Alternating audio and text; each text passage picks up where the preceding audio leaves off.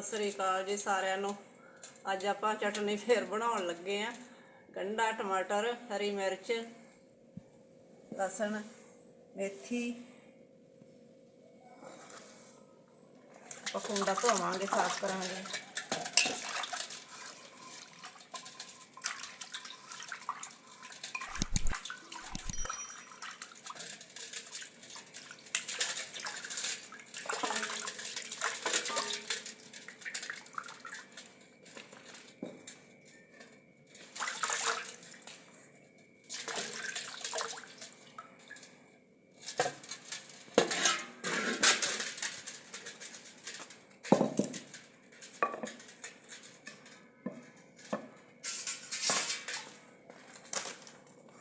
दो गंढे, इन्हां नूं आपां पहलां धोवांगे। 4 हरियां मिर्चां, 4 लाल मिर्चां, इन्हां नूं भी आपां धो के पावांगे।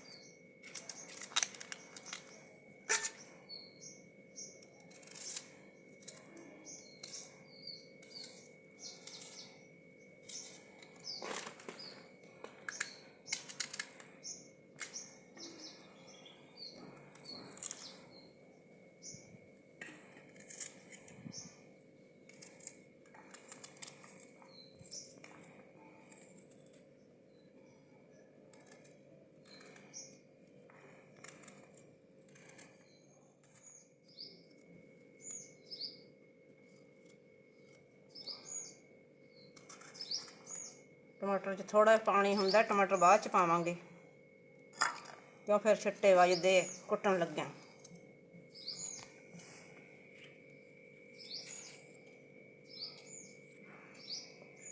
बरीक करके पावांगे फाड़ियां, मोटियां फाड़ियां फिर छेती कुट्टी दियां नहीं, उत्ते छिट्टे पैंदे आ।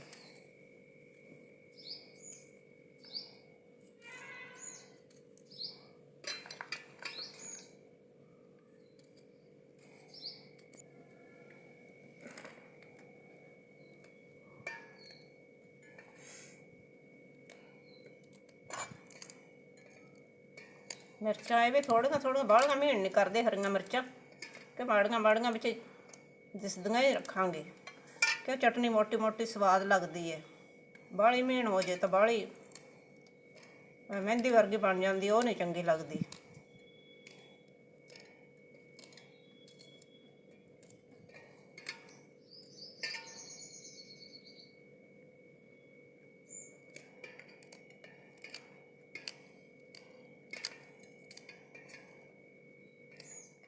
सारा समान आपां हुण चीर लिया।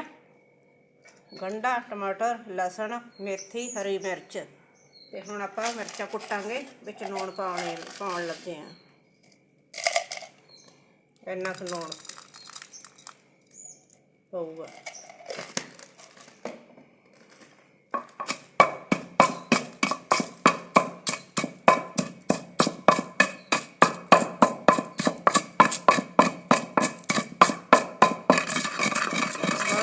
मिर्चां च पानी नहीं पाउंदे क्यों फिर टमाटर पाया हुंदा, फिर ज़्यादा पानी छड्ड दिंदे।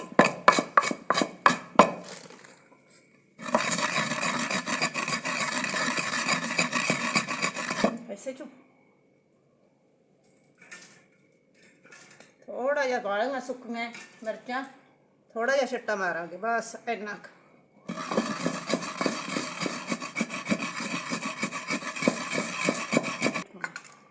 ਹੁਣ ਆਪਾਂ हरी मिर्च पाने आ।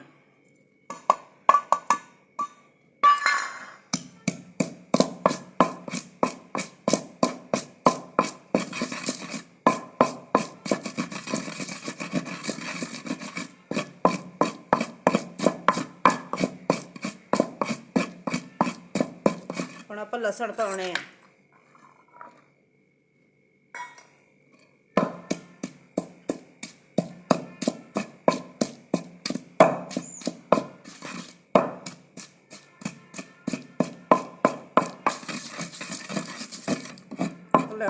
ਕੁੱਟੀ ਗਈ ਲਸਣ ਵੀ, ਮਿਰਚਾਂ ਵੀ।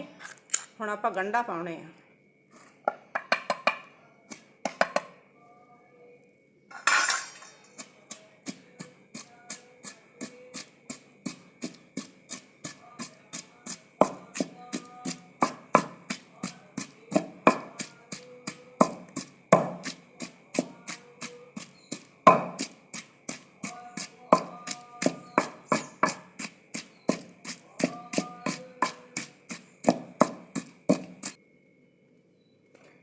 ਹੁਣ ਆਪਾਂ ਟਮਾਟਰ ਪਾਵਾਂਗੇ, ਮੇਥੀ ਵੀ ਨਾਲ ਹੀ ਪਾ ਦਿੰਨੇ, ਵਿੱਚ ਮਿਲ ਜੂਗੀ।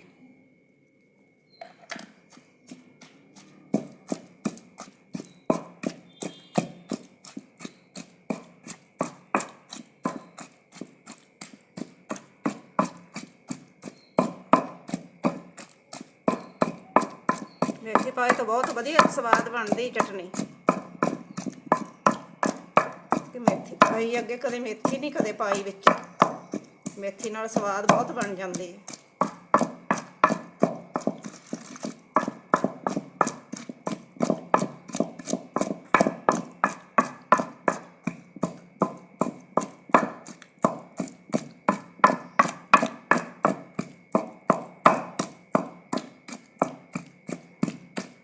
ਹੁਣ ਚਟਨੀ ਕੁੱਟੀ ਗਈ, ਹੁਣ ਆਪਾਂ ਇਹਨੂੰ ਕੱਢ ਲਾਂਗੇ।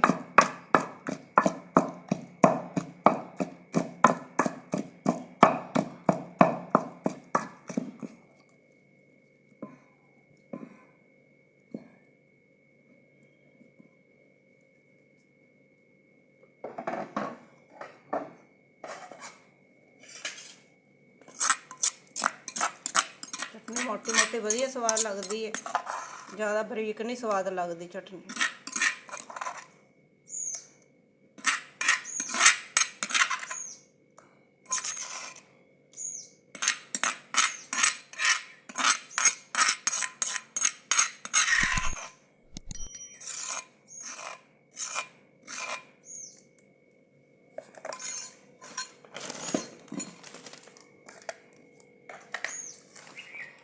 साडी वीडियो वधिया लगी, चैनल नूं लाइक करो, शेयर करो, सबसक्राइब वध तो वध करो।